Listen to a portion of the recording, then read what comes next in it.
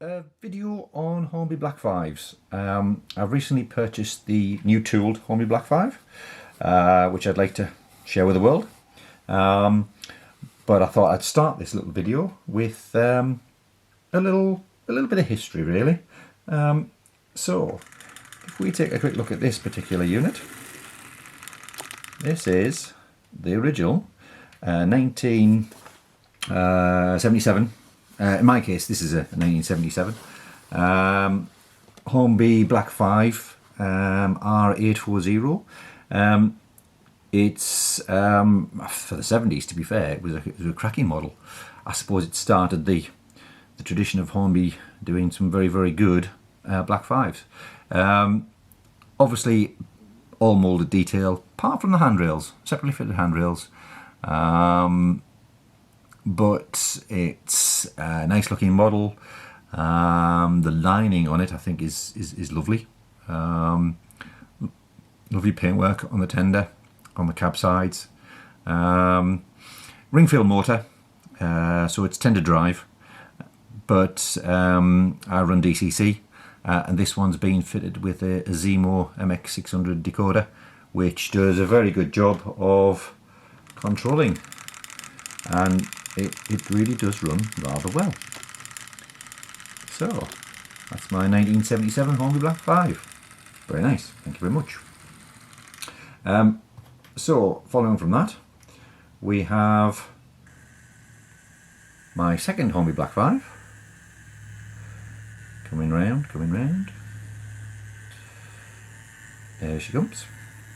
This particular unit is in the BR lined red. It is model number R30224 from about 2005. I think the two links from about 2004. Anyway, early 2000s. And Hornby produced a lot of the Black 5s throughout the 2000s based on this particular tooling. It was probably one of their first super detail units. It's a lovely engine. Much finer detail than that previous 1977 version. The valve gear, the connecting rods, all much better. The lining, much finer. This one's called Glasgow Highlander. As you can see, it's in the BR livery. But you've got separately fitted lamp irons, handrails, pipework down the side of the boiler. A lot less moulded detail, a lot more separately fitted detail. The skylight or the hatch in the cab roof opens and closes.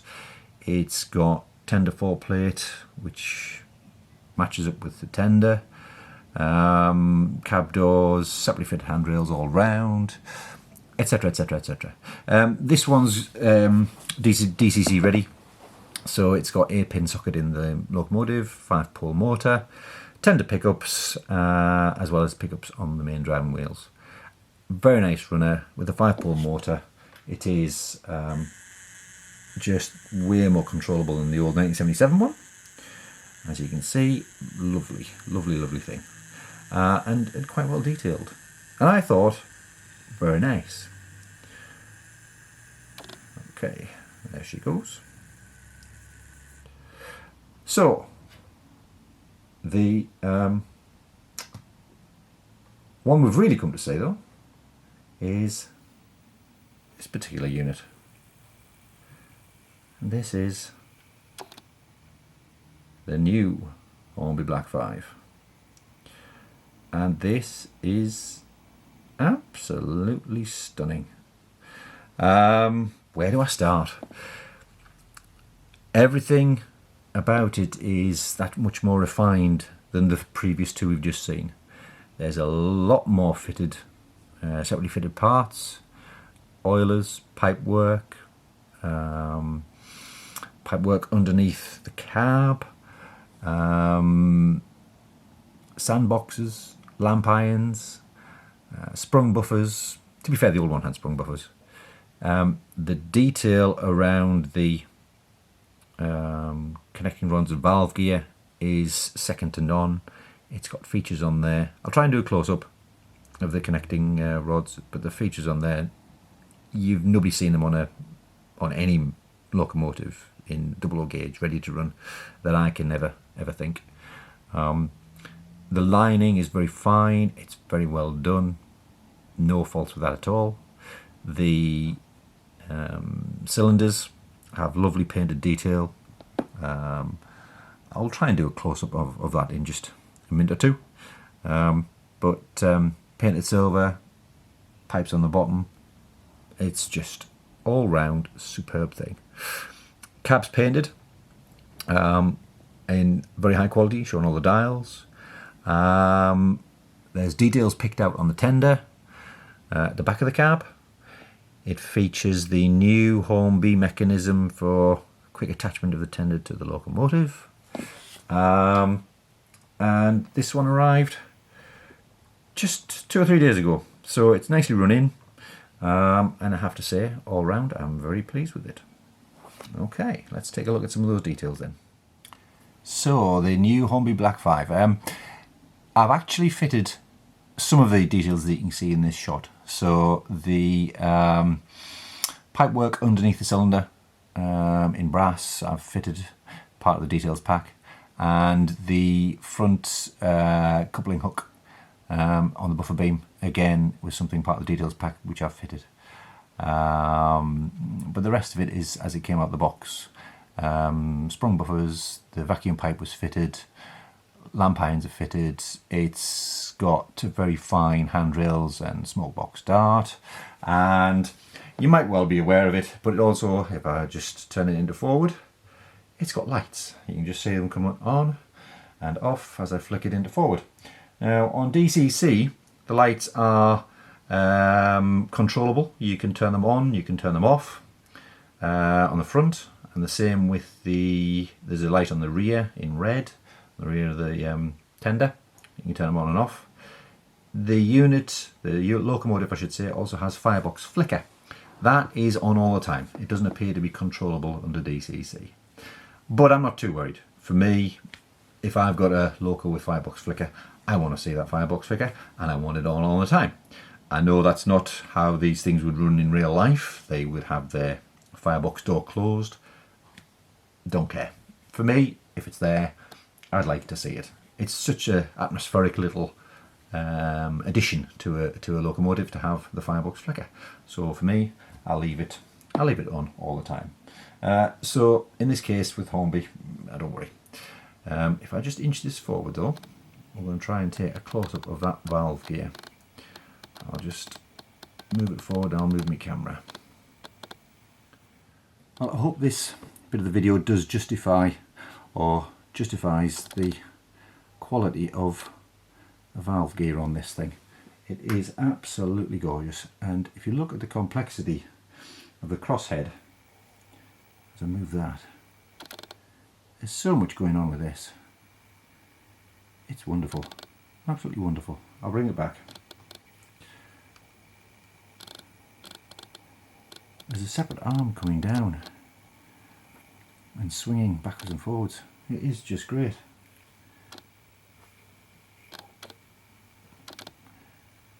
You hear the clicking, it's just the camera auto-focusing. That is, to my mind, second to none.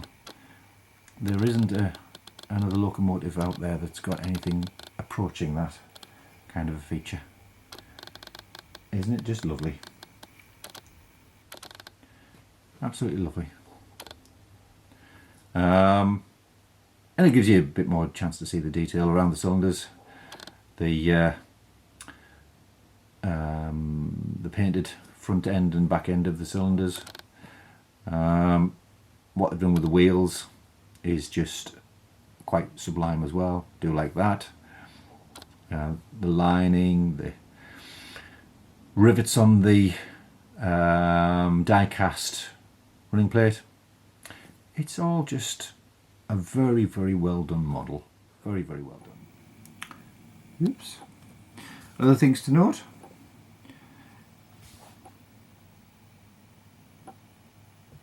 Nice pipe work heading towards the cab there. Underneath the cab on both sides. This side's got its own pipe work. The cab sides, beautifully printed letters, beautiful lining.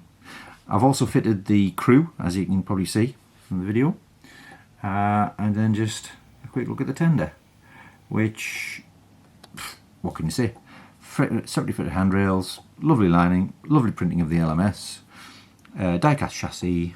It's just excellent, excellent all-round tender. Around the back, you can just see there, you've got the rear light, sprung buffers, etc, etc, etc. Okay, let's do a little further test on this thing with some coaches. Just a quick look at the inside of the cab. Firebox flicker working nicely. Notice how the tender's off, but the lights still work, so there's still power going into the locomotive via the track, but obviously the tender then governs the motor and the front and rear lights. But the firebox flicker will work with the train just by itself, and it's on all the time. And like I say, I think it's a very effective firebox flicker. Quite like that. And the tender. There's some very, very finely painted detail on the inside of the tender, as well as plenty of moulded detail. Separate handles on the brake and things. You see the handrails there, all very fine, all very nice.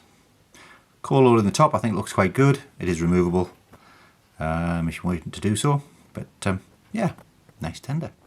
Okay, pulling test. How well does it pull? It's not the heaviest loco in the world, although it's got a die-cast running plate, die-cast chassis. The body is plastic.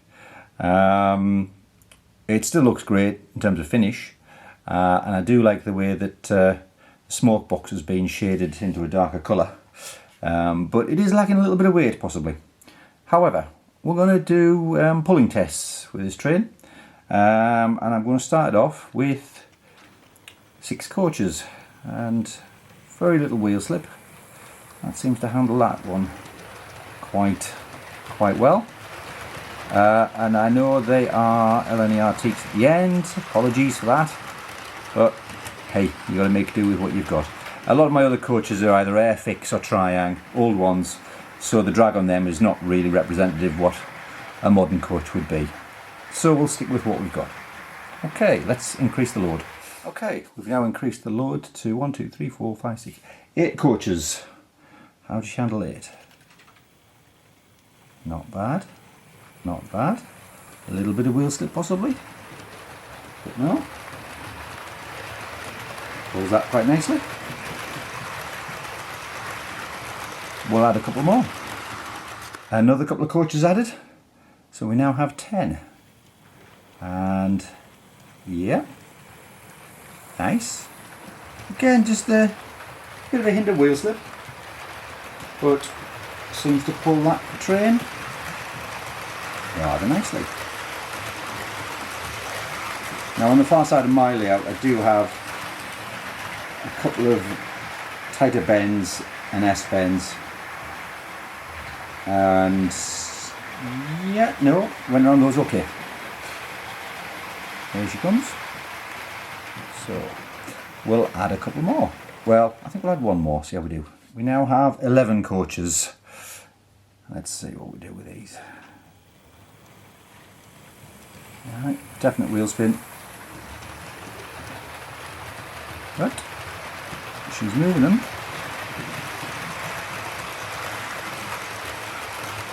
However, the far side of my layout is a loop with an S-bend, so it's a lot of drag pulling it around corners.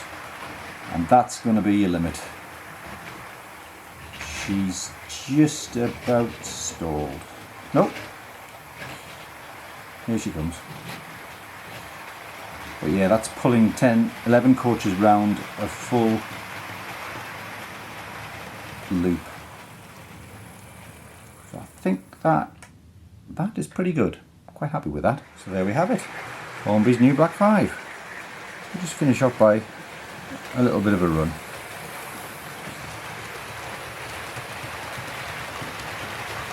For my layout, 6 coaches is quite a nice number.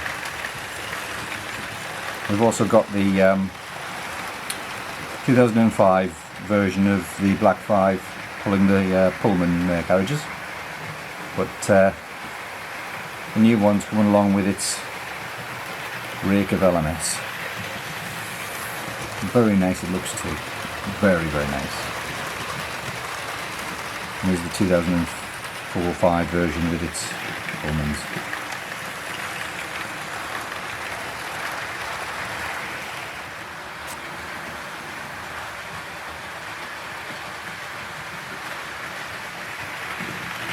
I do like the lights in the front of that. I think they work well. They're bright enough so you can see them in the daylight, but they're not too bright. Possibly the other thing I forgot to mention is the new one is a nice bit quieter than the old one. Not that there's much difference in the mechanisms of the motors, but it does appear to be a bit quieter. Having said that, that could be down to the DCC chip.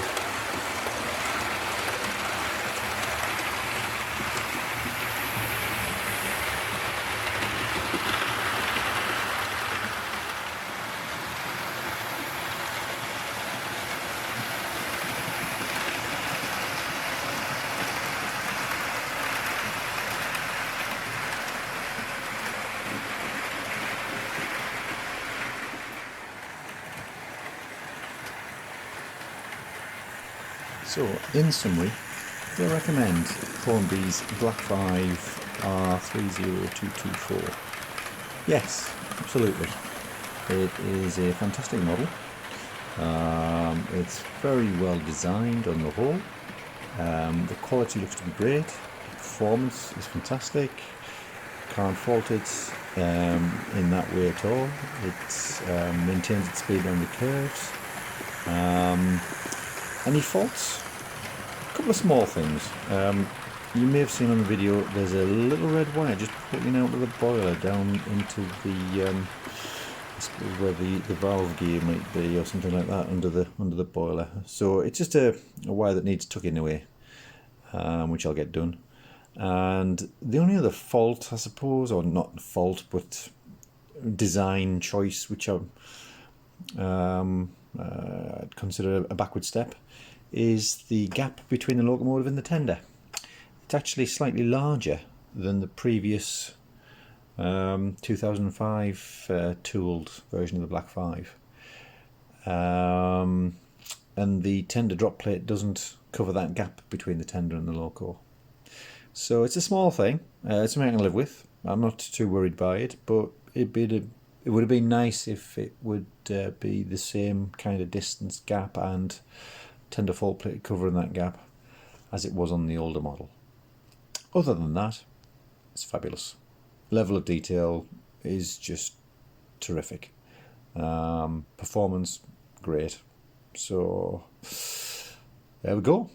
If you get one, I hope you enjoy it. Bye bye for now.